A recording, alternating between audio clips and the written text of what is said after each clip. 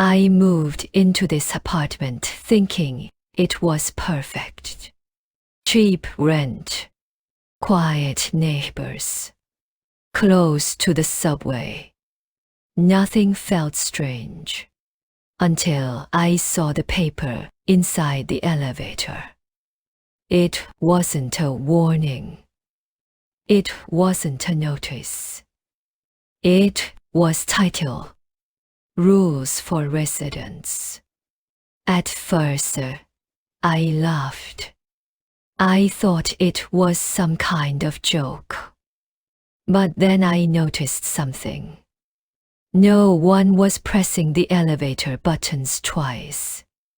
Not once. Not even when they made a mistake. Everyone followed the rules. The paper listed them clearly. Rule 1. Do not press the elevator button more than once at night. Rule 2. If the hallway lights turn off, do not look behind you. I read that line 3 times. Behind you where? Rule 3. If someone knocks after midnight, do not answer. I looked around the elevator. No one reacted. No one smiled.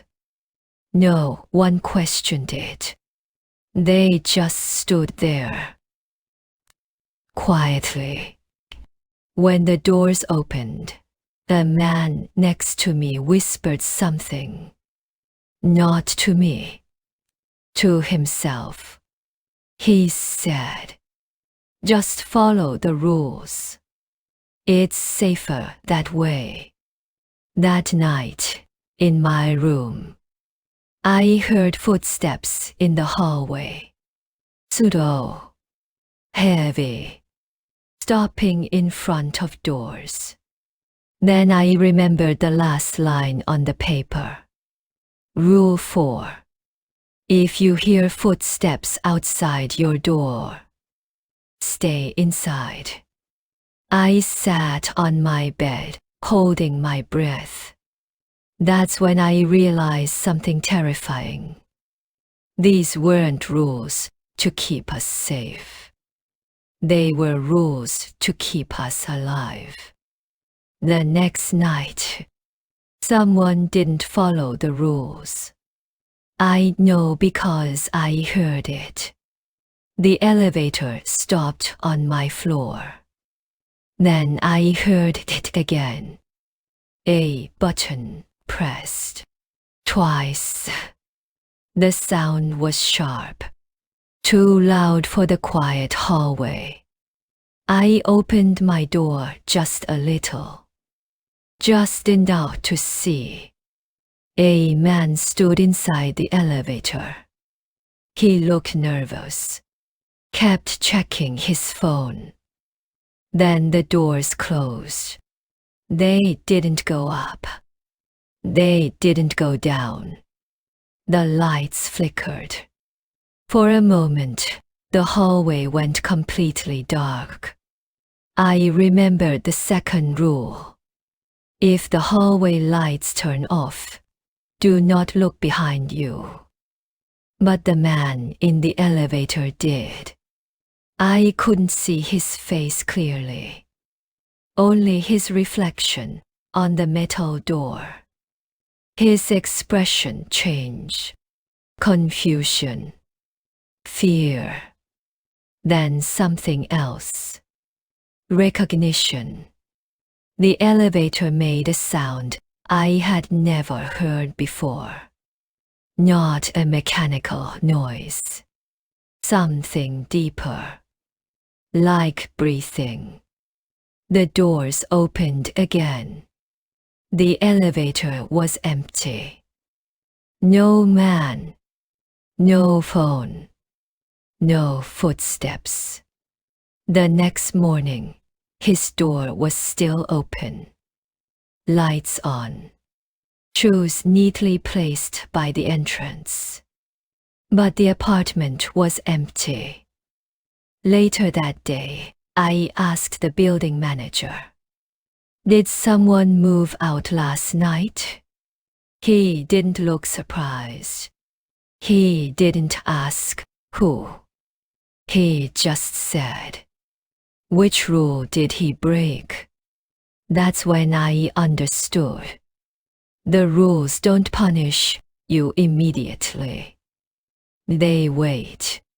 That night, I waited near the office. The building manager always stayed late. Too late for a normal job. When I finally saw him, I asked again, what happened to the man in the elevator? He stopped walking, didn't turn around, didn't sigh. He just said, "You're new here, right?" I nodded. He unlocked the office door and motioned for me to come in. Inside, the lights were dim. Old security monitors lined the wall. Some of them worked. Some of them didn't. He pointed at one screen. That camera, he said, stops working every time a rule is broken. I asked him why. He was quiet for a long time. Then he said, this building wasn't always an apartment. He told me it used to be something else. Something temporary. Something no one planned to keep. People stayed here for short periods. They followed strict rules. Not because they wanted to, because they had to. I asked him who made the rules. He looked at the monitors again. Not us. Then he handed me a copy of the paper. The rules. But this one was different. At the bottom, written in faded ink, was a line I had never seen before. A line meant only for staff. If a resident breaks a rule, do not interfere. I felt my stomach tighten. So you just let it happen? I asked. The manager finally looked at me. His eyes were tired. We don't let it happen, he said. We survive it. As I left the office, I noticed something terrifying. The paper in his hand had more rules than the one in the elevator.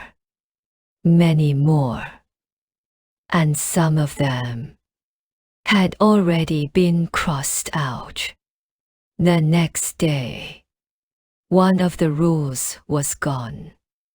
The paper inside the elevator looked smaller. Not torn, not damaged, just missing a line. I checked again that night. Another rule had disappeared. No announcement. No explanation. People noticed, but no one talked about it. That's when I realized something. The rules weren't permanent. They were fading. I went back to the manager's office. This time, he didn't pretend. This place, he said quietly, was never meant to hold people. He explained. Before the apartments, this building was used to contain something. Not criminals. Not patients. Witnesses. People who had seen something they were never supposed to see. The rules were created to keep everything stable. To keep it asleep. when people stopped following them. He said, it started waking up. I asked him what it was. He shook his head. It doesn't have a name anymore. Then he said the words I'll never forget. The fewer rules there are, the more freedom it has. That night, the hallway lights stayed on. Too bright, too still. No footsteps, no elevator sounds. Just silence. And silence, I learned, was worse than noise. Because silence meant something was listening. On the fifth night, the paper disappeared. Not one rule missing. All of it. The elevator walls were clean. No tape marks. No shadows where the paper used to be. People started pressing buttons freely. Laughing. Talking. Like the building had forgiven us. That night, someone knocked on my door. Once. Twice. After midnight. I didn't move. I remembered the rules, even the ones that were gone. That knocking stopped. Then I heard footsteps. Slow. Heavy. Stopping right in front of my door. I held my breath. Minutes passed. Then I heard the elevator. It was moving. Up. Down. Up. Down. Like it was searching. The next morning, the manager was gone. His office was empty. The monitors were off. But on his desk, there was a new paper. Only one line was written on it. A rule I had never seen before. When there are no rules left, you have become part of the building. That's when I understood. The rules weren't protecting us from it. They were protecting it from learning us. I don't know how long I've lived here now. Days feel shorter. Nights feel longer. Sometimes I hear knocking. Sometimes I hear footsteps. But no one ever answers. Because everyone here already knows. In this apartment, you don't break the rules. You replace them.